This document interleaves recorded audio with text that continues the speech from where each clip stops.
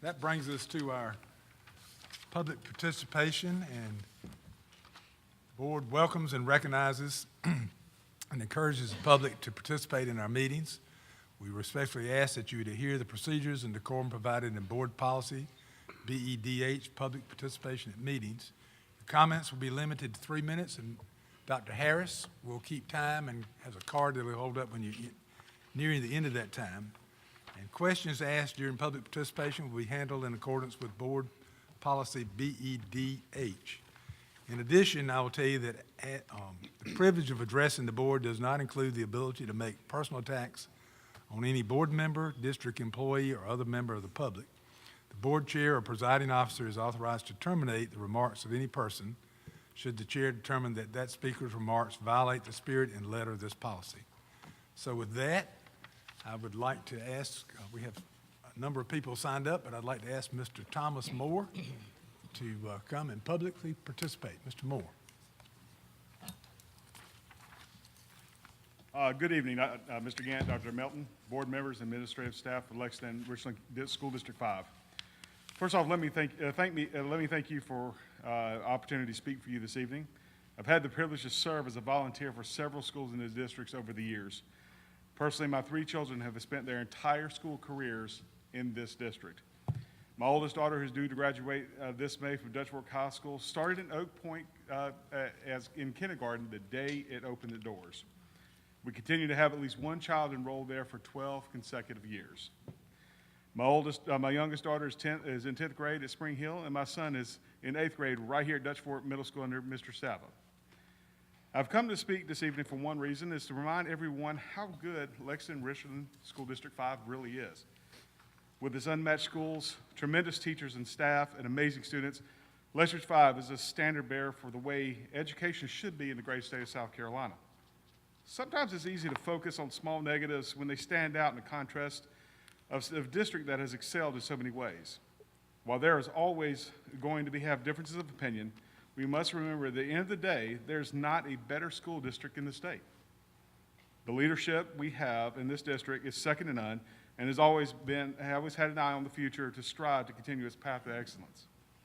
When Dr. Melton was chosen as superintendent last year, I knew the district was not only in good hands, but would flourish going forward. As I've been more active in school board meetings, it appears that most of the issues that have been evident over the last few months are based on elements that were already in process before the current term even started.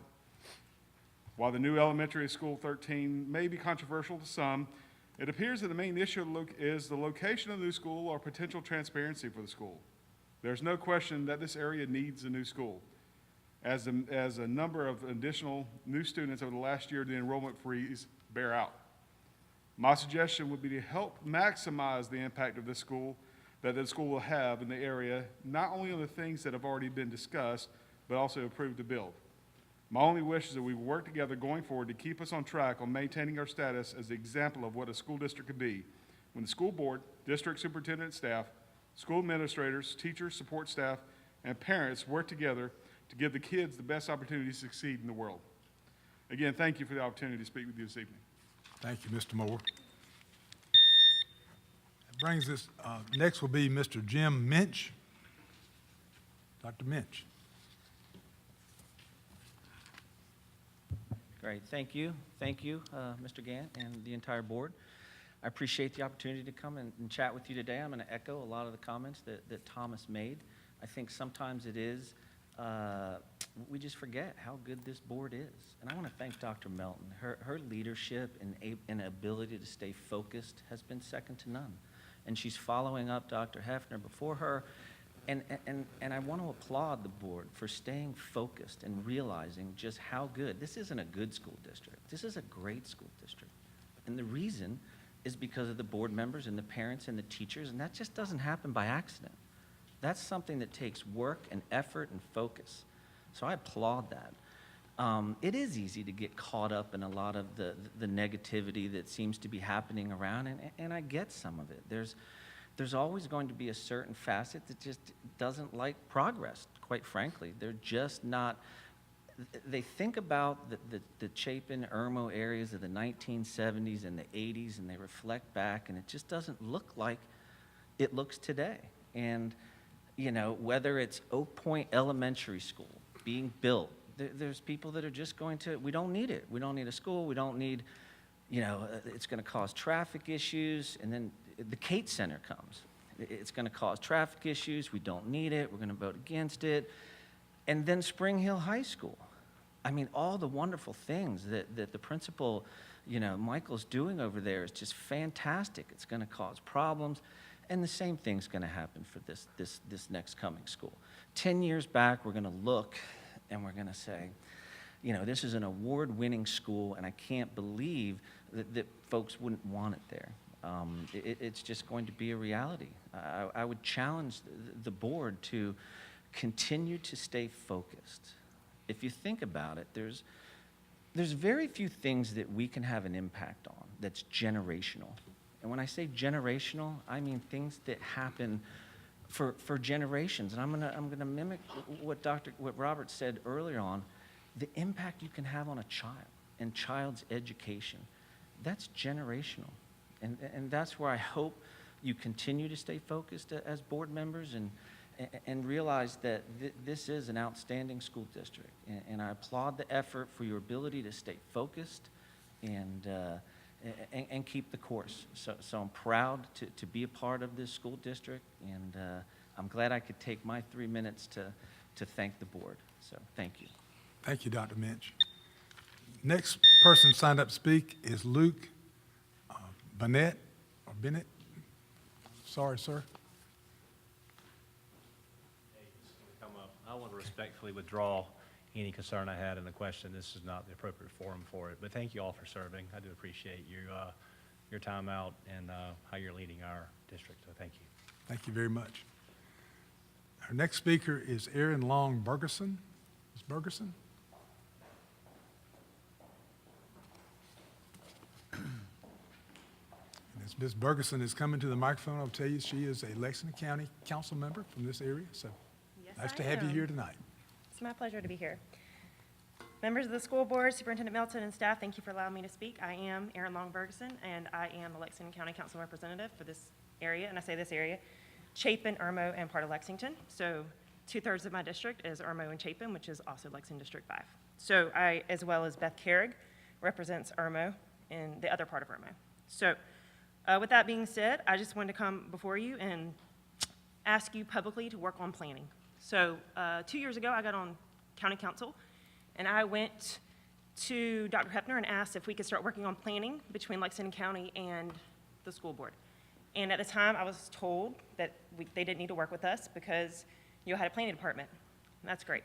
Except for the fact that we have a lot of information that you need, and you have a lot of information that we need.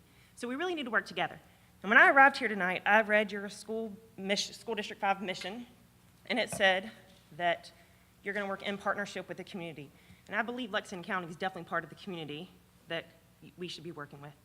And I'm going to speak about the planning because we as a county have struggled, Lexington County, has struggled to provide sufficient emergency services over the years. We're doing much better now. Our response times have improved. They're not where we would like them to be, but ambulance service and fire service has gotten a lot of funds the last couple of years since I've been on council. We've really focused on it. And that's something that we cannot be reactive about because we have to get training. We have, they're talking about adult education. We have specific integrated programs where we train our people, but it takes years. So, especially with the emergency services. So I say that because Chapin's an island in Lexington County, and you've got schools there already. You're going to build another one. That's great. With that being said, it's hard for us to have good response times in that area. So when I say that to say that I really would prefer that we all work together. Thank you, Dr. Harris. And that we start looking to the future, like 20 years out, because we know Lexington County has already been given all the projected data that our county is going to grow something like 50 to 100,000 citizens in the next 10 to 20 years.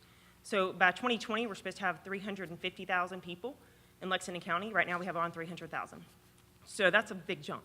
And your school district's going to have to help educate those students. And by the way, I'm a graduate of Chapin High School, and I went to Chapin Elementary, Chapin Middle, Chapin High. So I'm proud of this district. I want to work with the district, And I think that we should all work together. And I think the town of Chapin is looking at annexing the area where that new school board, or this new school's going. They have architectural standards, all that kind of stuff. And we have a whole plan we're doing right now for Lexington County, architectural standards, zoning, et cetera. We've worked really hard on that, and we're going to continue to work on that. And we just need y'all to work with us. Thank you very much. We appreciate you coming. That brings us to our final speaker tonight, Mr. John Kawamoto, one of our teachers here in the district.